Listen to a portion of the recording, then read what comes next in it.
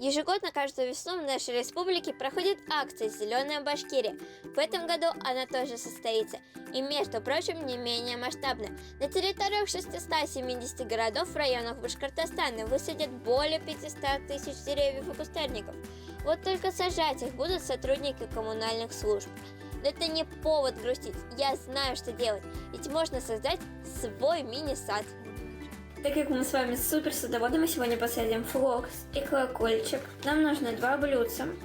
Так, пододвинем их сюда. И наливаем в каждой водички. В один водички и во второй немного водички. Это будет почва для наших будущих растений. Кидаем их туда. Я подождала 10 минут. Вот что у нас получилось. Они вот так вот выросли. Теперь надо заполнить этой почвой вот эти 2 горшочка, что мы потом будем еще садить туда семена, высыпать. Так, берем почву. Я заполнила и высыпаем туда все семена.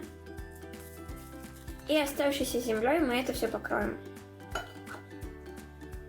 Так. И вот так.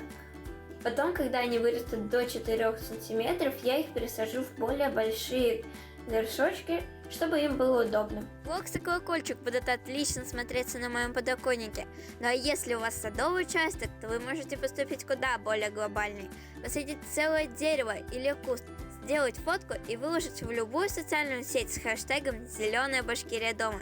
Тем самым вы станете участником республиканской экологической акции.